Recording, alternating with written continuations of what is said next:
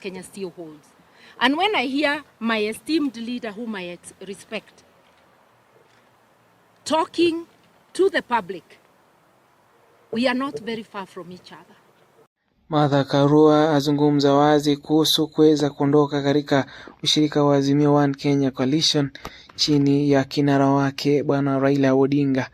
Kwa hiyo na mengine mengi, karibu sana ndani ya SM Trends. Hakikisha kwamba unazidi kutufuatilia kwa faida ya kupata hizi na stories zingine nyingi punde zinapotokea.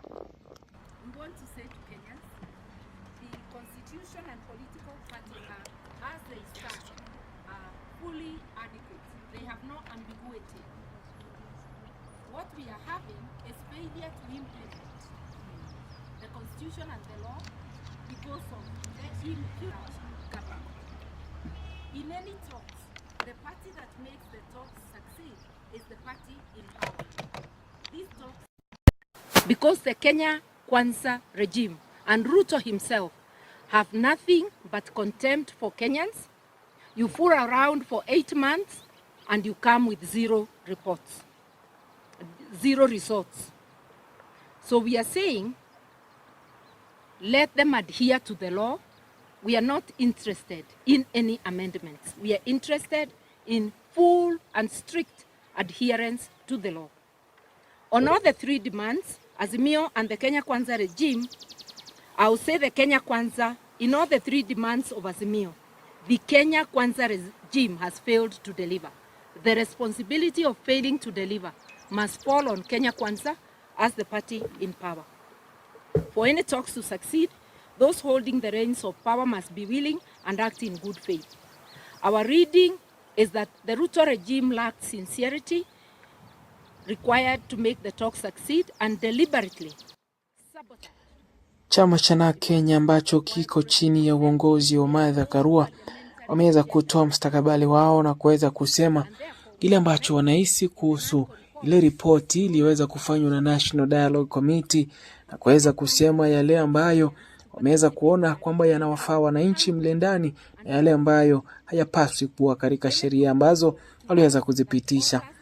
Karua akizungumza ameweza kumlaumu Raila na kuweza kusema kwamba huenda Raila akayapenda machache mle ndani, maana yanaweza kumpa faida yeye na bali si yale ambayo yanaweza kuwapa faida wananchi kwa jumla. Martha Karua ameonekana kuweza kuegemea upande tofauti na kuweza kuonekana kwamba anataka kuondoka kwenye chama ama ushirika wa Azimio One Kenya Coalition kulingana na matamshi yake. Lakini pia ameweza kuhakikishia Wakenya kwamba yeye bado yupo katika Azimio One Kenya Coalition pamoja na chama cha Narc Kenya, lakini pia ameweza kuhakikisha kwamba amewaeleza waweze kufanya yale mambo ambayo yameweza kufanyika yaweze kuwa katika njia ambayo haiwezi kuhakikisha kwamba Wakenya wanapata kupitia maisha magumu. Hebu tumsikilize Karua. Of the constitution through parliament. While concluding on the NADCO report, we want to say it has nothing to alleviate the suffering of citizens, but it offers goodies to the leadership. This is totally unacceptable. It is a fraud upon Kenyans. It should be frowned upon and totally rejected. That is the verdict of Narc Kenya. It is a distracting national smokescreen. Yes. We are aware that some of our partners may see some good in it. But we say this. One, unfortunately, the findings confirm that the committee was formed by the unwilling, that is the Kenya Kwanza.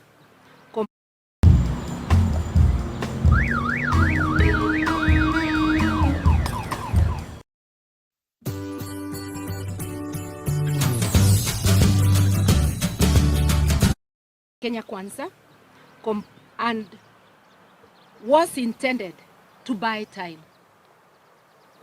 We remain an integral part of the Azimio coalition, which is a democratic coalition with room for divergent views. Therefore, Narc Kenya boldly presents its views and unapologetically so.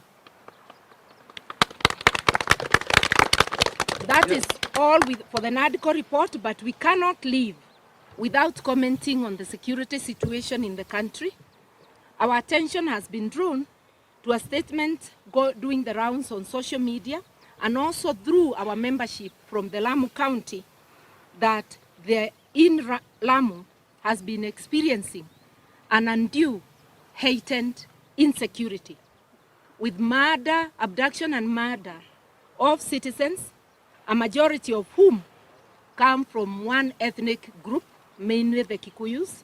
We are not shy to say that.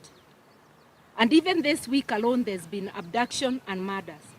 We've also seen in the media a group of residents of Lamu making decisions as to who is a member of the Lamu community. And this is about the subdivision, the impeding subdivision of the Amu Ranch, where they have issued criminal threats to perceived outsiders, mainly members of the Kikuyu community, which now exacerbates the security threats. We also have had reports from Uasin Gishu, incarceration of traders, hawkers, again mainly from the Kikuyu community by county council, not county council, but county askaris.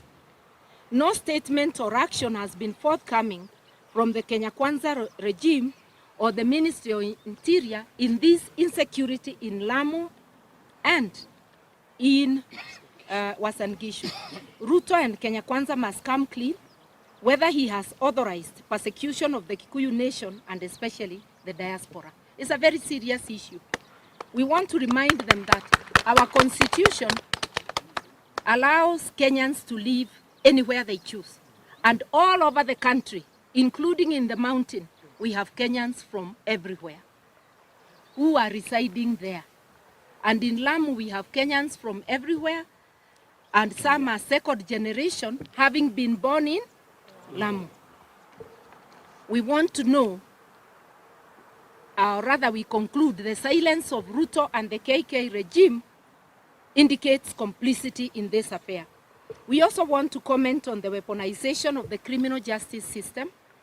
Only this week, Kenyans have witnessed, or rather been informed, of the abduction and being driven at night to Mombasa of the controller of budget, Madam Margaret Nyakango.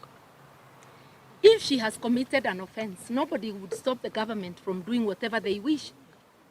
Why abduct her? You know, it's an abduction style because you are taken away from your family, from a husband, told you are being taken to the headquarters in Nairobi and you'll be released, driven all the way to Mombasa with strange people, with nobody who can help her in sight.